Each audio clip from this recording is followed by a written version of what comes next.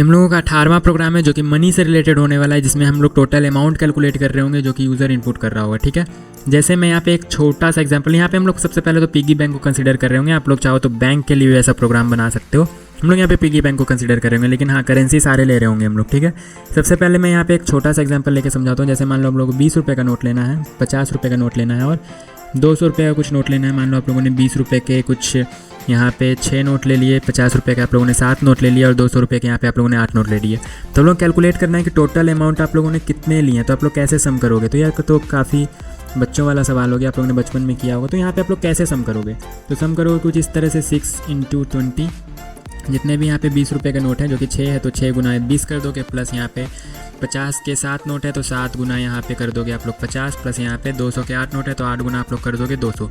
यही करोगे तो यही सेम टू सेम यहाँ पे सी प्रोग्राम में भी करना होगा। लेकिन यहाँ पे कॉन्सेप्ट क्या होगा, यहाँ पे देखो 20 तो फिक्स रहेगा, मतलब जो कि 20 रुपये का नोट है तो ये तो फिक्स रहेगा, 50 रुपये का नोट है तो 50 फिक्स रहेगा, 200 रुपये का नोट है तो 200 फिक्स रहेगा।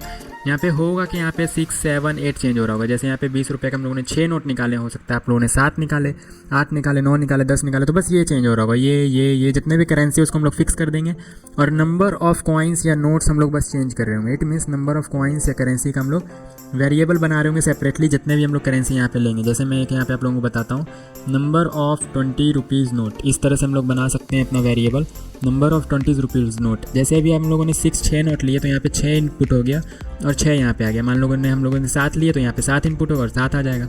8 लिए 8 इनपुट होगा, 8 आ जाएगा। उसी तरह से हम लोग सबके लिए बना लेंगे, 50 के लिए बना लेंगे इसी तरह से, और जो इनपुट होगा वो यहाँ पे आता जाएगा। 200 के लिए बना लेंगे, जो इनपुट होगा आता जाएगा। तो इसी तरह से हम लोग सारे करेंसी के लिए बना लेंगे और इस तरह से हम लोग अपना सम कैलकुलेट कर पा रहे होंगे, अमाउंट कैलकुलेट कर पा रहे होंगे, चाहे वो पिगी बैंक के लिए हो या फिर नॉर्मल बैंक के लिए हो। तो टोटल करेंसी मैं यहाँ पे इंडिया की बात कर रहा हूँ, इंडिया में जितने भी करेंसी चलते हैं उस हिसाब से हम लोग प्रोग्राम बना रहे होंगे। बाकी आप लोग कुछ भी ले सकते हो, डॉलर ले सकते हो या कोई और करेंसी है तो वो भी ले सकते हो। तो इंडिया की अगर अभी मैं बात करूँ तो कौन कौन से चलते हैं, तो 1 रुपये के कॉइन चलता है, 1 रुपीज़ का कॉइन चलता है, 1 रुपीज़ कॉइन। ठीक है, तो इसके लिए एक वेरिएबल बना रहे होंगे। फिर चलता है 2 रुपीज़ कॉइन, तो इसके लिए एक वेरिएबल बनाएंगे। फिर 5 रुपीज़ कॉइन, और कहीं कहीं नोट भी देखने को मिल जाता है तो इसके लिए हम लोग एक वेरिएबल बनाएंगे और कॉइन ही लिख रहे होंगे। ठीक है, आप लोग चाहो तो नोट भी लिख सकते हो। मेनली हम लोगों को एक वेरिएबल का जरूरत है 5 के लिए, तो 5 के लिए हम लोग एक वेरिएबल बना देंगे। फिर एक बना रहे होंगे 10 रुपीज़ नोट के लिए, 10 रुपीज़ नोट के लिए एक वेरिएबल बना रहे होंगे। बेसिकली हम लोग आगे में लिख रहे होंगे number of 1 rupees coin, number of 2 rupees coin, ताकि कोई भी यहाँ पे आके आप लोगों का प्रोग्राम देखे तो समझ जाए यहाँ पे लिखा हुआ क्या है एक्चुअली। ठीक है, तो हम लोग काफ़ी अच्छे से प्रोग्राम ये वाला लिख रहे होंगे। हालांकि बेसिक प्रोग्राम है लेकिन अच्छे से लिख रहे होंगे ताकि कोई भी देख के इसको समझ पाए। ठीक है, फिर नंबर ऑफ और कौन कौन से करेंसी हो जाते हैं, 5 हो गए, 10 हो गए, 20 के होते हैं तो नंबर ऑफ 20 रुपीज़ नोट लिख लेंगे। फिर और क्या होते हैं तो 50 होते हैं, नंबर ऑफ 50 रुपीज़ नोट। ठीक है, फिर और क्या होता है तो 100 होता है, नंबर ऑफ 100 रुपीज़ नोट। फिर नंबर ऑफ 200 रुपीज़ नोट। और क्या होता है तो और यहाँ पे होता है नंबर ऑफ 500 रुपीज़ नोट। ठीक है, 500 रुपीज़ नोट और नंबर ऑफ 2000 रुपीज़ नोट। तो टोटल इतने करेंसी होते हैं जो कि हम लोगों को इंडिया में मिलते हैं। तो इस करेंसी के हिसाब से हम लोग अपना प्रोग्राम बना रहे होंगे। अब चाहे वो आप लोग पिगी बैंक में डाल रहे हो या निकाल रहे हो, या फिर बैंक में डाल रहे हो निकाल रहे हो, आप लोगों का सम कैलकुलेट होकर आ जाएगा कि आप लोगों ने कितने डाले और कितने निकाले हैं। ठीक है, तो उम्मीद है आप लोगों को समझ में आ गया होगा, और अगर नहीं समझ में आया तो VS कोड पे हम लोग चलते हैं, आप लोगों को फाइनली कंप्लीटली समझ में आ जाएगा कि यहाँ पे हो क्या रहा है। ठीक है, और काफ़ी अच्छे से लिखेंगे हम लोग कमेंट के साथ, और मैं बार बार बोलता हूँ कमेंट के साथ लिखो। ये क्वेश्चन ऐसे कोई पूछा तो नहीं जाएगा प्लेसमेंट में, लेकिन हाँ यूनिवर्सिटी एग्जाम में आ सकता है, तो इसलिए थोड़ा इंपॉर्टेंट है। तो यहाँ पे मैंने यहाँ पे एक कमेंट ऑलरेडी लिख के रखा है, देखो program 18, program to calculate the total amount of money in the piggy bank. तो सबसे पहले हम लोग अपना हेडर फाइल इंक्लूड कर लेते हैं, हैज़ इंक्लूड एंड stdio.h, क्या लिख रहा हूँ मैं, stdio.h, एंड उसके बाद अपना इंट मेन फंक्शन, और उसके अंदर हम लोग अपना कोड लिख रहे होंगे हमेशा की तरह। ठीक है, तो सबसे पहले हम लोग यहाँ पे सारे करेंसी के एक वेरिएबल डिक्लेयर कर लेते हैं और एक सम नाम का वेरिएबल डिक्लेयर कर लेंगे, जिसके अंदर हम लोग सम करा के स्टोर करा रहे होंगे। ठीक है, तो यहाँ पे हम लोग कोशिश करते हैं शॉर्ट में डिक्लेयर करने की, और यहाँ पे हम लोग इंट ही यूज़ कर रहे होंगे क्योंकि नंबर तो हम लोग इंटीजर में ही डालते हैं। जैसे 10 रुपये किसी ने कितने नोट इनपुट किए तो 6, 7, 8, 9, 10 इंटीजर में ही होगा, तो इंट, और थोड़ा शॉर्ट में लिखने की कोशिश करते हैं इंट, और मैं कुछ इस तरह से लिखता हूँ। और मैंने आप लोगों को बताया था कि अगर यहाँ पे कुछ भी लिखना है तो आप लोग यहाँ पे डिजिट का यूज़ पहले नहीं कर सकते हो, अंडरस्कोर का आप लोग यूज़ कर सकते हो। तो यहाँ पे मैं अंडरस्कोर का यूज़ करके लिख रहा हूँ नंबर, मैंने 0 लिख दिया, नंबर कुछ इस तरह से लिखते हैं, नंबर ऑफ 1 रुपीज़। तो मैं यहाँ पे समझ पा रहा हूँ नंबर ऑफ 1 रुपीज़, और आप लोग चाहो तो नंबर ऑफ 1 रुपीज़ और इस तरह से कॉइन भी लिख दो तो ज़्यादा बेटर रहेगा। मैं थोड़ा शॉर्ट में लिख रहा हूँ क्योंकि ताकि टाइम बचे, नंबर ऑफ 1 रुपीज़ कॉमा, फिर हम लोग लिखते हैं नंबर ऑफ, सेम उसी तरह से लिखते हैं जैसे हम लोगों ने लिखा था, नंबर ऑफ 2 रुपीज़, एंड फिर इसी तरह से हम लोग लिखेंगे number of 3 rupees, sorry 5 rupees, 3 rupees कहाँ से आ गया, नंबर ऑफ़ 5 रुपीज़, और फिर नंबर ऑफ़, फिर हम लोग लिखते हैं 10 रुपीज़, या फिर 10 रुपीज़ नोट भी लिख सकते हैं हम लोग यहाँ पे, कोई दिक्कत नहीं। फिर हम लोग लिखते हैं नंबर ऑफ़ 10 रुपीज़ के बाद क्या आएगा 20 रुपीज़, मैंने नो लिख दिया। नंबर ऑफ़ क्या लिख रहा हूँ, नंबर ऑफ़ 20 रुपीज़ था तो यहाँ पे लिख देते हैं 20 रुपीज़, और नोट होता है तो यहाँ पे लिख देते हैं नंबर ऑफ़ 20 रुपीज़ नोट, और नोट कॉइन चलो रहने देते हैं, यहाँ पे कोई कॉइन इनपुट कर रहा हो, नोट इनपुट कर रहा हो, यहाँ पे मैनेज हो जाएगा। तो ना तो कॉइन लिखते हैं ना तो नोट लिखते हैं, बस सब में हम लोग रुपीज़ ही लिख रहे हैं तो यहाँ भी हम लोग रुपीज़ ही लिख लेते हैं, नंबर ऑफ़ 20 रुपीज़ नोट। और इसी तरह से हम लोग सारे करेंसी के लिए डिक्लेयर कर लेंगे, number of 2 rupees, 5 rupees, 10 rupees, 20 rupees, जैसे हम लोगों ने किया है उसी तरह से यहाँ पे करना है 50 रुपीज़ का, 100 रुपीज़ का, 200 रुपीज़ का, 500 रुपीज़ एंड 2000 रुपीज़। तो मैं यहाँ पे कर लेता हूँ, आप लोग भी इसी तरह से कर लो।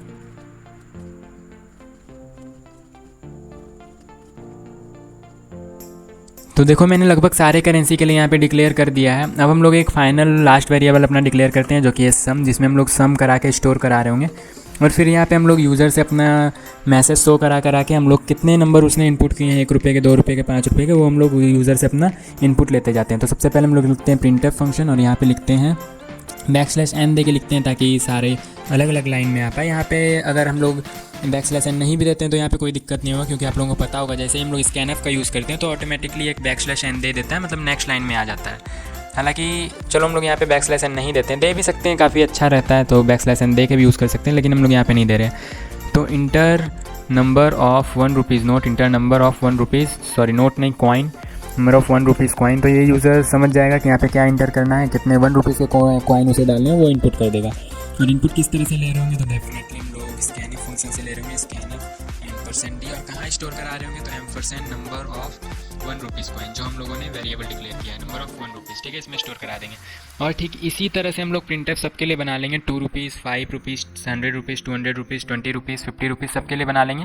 और इसी तरह से यूज़र से हम लोग इनपुट ले रहे होंगे सब में, तो आप लोगों को डेफिनेटली आता ही होगा। मैं यहाँ पे करके दिखाता हूँ, एल्ट शिफ्ट एंड डाउन से जिसके भी चाहिए, जैसे 1 का तो हो गया, तो 2 रुपीज़ के लिए, एंड मैंने पूरा शायद सिलेक्ट नहीं किया, यहाँ पे मैं इसको डिलीट कर देता हूँ, ठीक है। इसको ये पूरा स्टेटमेंट हम लोग यहाँ से यहाँ तक बार बार कॉपी करना है, रिपीट करना है। तो यहाँ पे हम लोग करेंगे क्या, Alt shift and down press करेंगे, ठीक है। प्रिंटअप तक सिलेक्ट कर लेना है यहाँ पे पूरा, और ध्यान रहे सारा सिलेक्ट होना चाहिए जितना भी आप लोगों को कॉपी करना है। तो एल्ट शिफ्ट और डाउन से इसको बार बार कॉपी कर सकते हैं। तो 1 रुपीज़ का हो गया, 2 rupees, 5 rupees, 10 rupees, 20 rupees, 50 rupees, 100 rupees, 200 rupees and 500 rupees and finally 2000 rupees.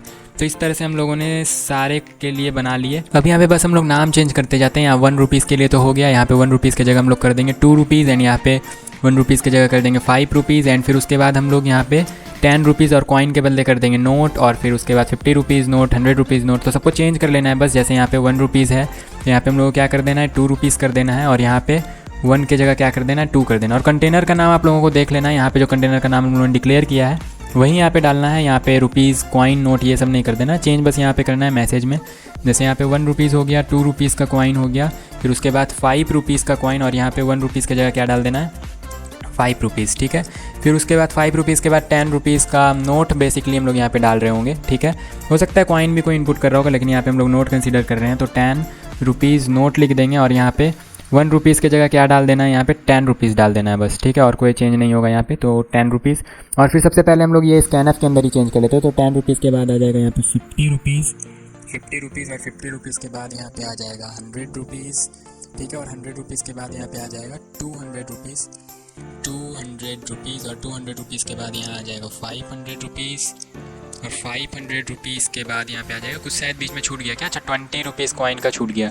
यहाँ पे 50 के पहले आ जाएगा 20, ठीक है, और 20 के बाद यहाँ पे आ जाएगा 50, तो वो एक छूट गया था इसलिए कम आ रहा था, तो 50 यहाँ पे आ जाएगा, और 50 के बाद यहाँ पे क्या हो जाएगा 100, ठीक है। फिर 100 के बाद आएगा यहाँ पे 200, और 200 के बाद यहाँ पे आएगा, यहाँ पे क्या आएगा 200 के बाद 500, ठीक है। तो 500, और फिर फाइनली आ जाएगा यहाँ पे अपना 2000, तो 2000। और उसके बाद बस आप लोगों को बस ये सब चेंज कर देना है। जैसे यहाँ पे 10 रुपीज़ नोट तो हम लोगों ने ठीक कर लिया है, फिर यहाँ पे करना है 20 रुपीज़ नोट, एंड फिर फाइनली 500 रुपीज़ नोट। तो ये मैं जल्दी जल्दी कर देता हूँ, आप लोगों को भी इसी तरह से कर लेना है।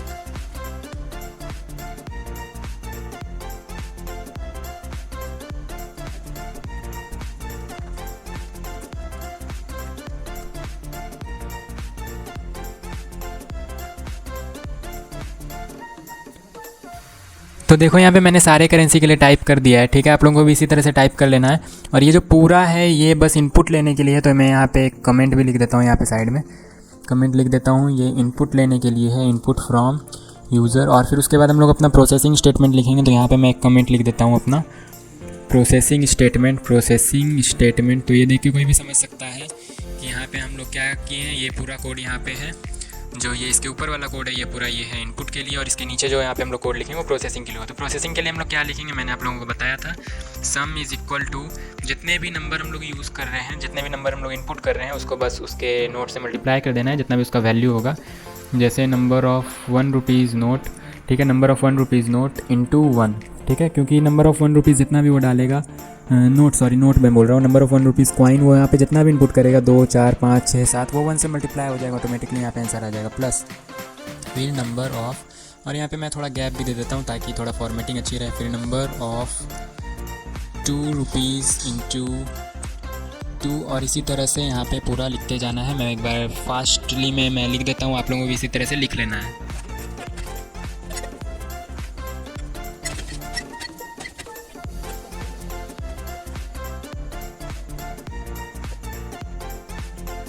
तो देखो मैंने इस तरह से पूरे प्रोसेसिंग स्टेटमेंट को टाइप कर दिया। आप लोगों को भी यहाँ पे टाइप ध्यान से करना है, अदरवाइज़ हो सकता है यहाँ पे गलत आ रहा हो। और मैं यहाँ पे लास्ट में सेमीकोलन दे देता हूँ, ठीक है। और यहाँ पे मैंने वर्ड रैप किया है एल्ड जेड से, जैसे देखो आप लोगों को हो सकता है ये इस लाइन में पूरा कोड यहाँ पे आ रहा हो इस तरह से। तो इसको आप लोगों को एल्ड जेड करके रैप कर लेना है, एल्ड जेड, जिससे कि आप लोगों को एक तरफ से पूरा ये वर्टिकल वाला हॉरिजॉन्टल वाला जो स्क्रॉल बार है वो आपको यहाँ पे शो नहीं हो रहा होगा, ठीक है, जिससे कि इजी रहता है यहाँ पे बनाने में। फिर मैं यहाँ पे लास्ट में लिख देता हूँ रिटर्न 0, और फिर यहाँ पे हम लोग कराते हैं रन। और आप लोग यहाँ पे देख लो एक बार प्रोग्राम मैंने किस तरह से लिखा है, आप लोगों को लिखना सही से, अदरवाइज़ यहाँ पे प्रोग्राम अच्छे से रन नहीं कर रहा होगा।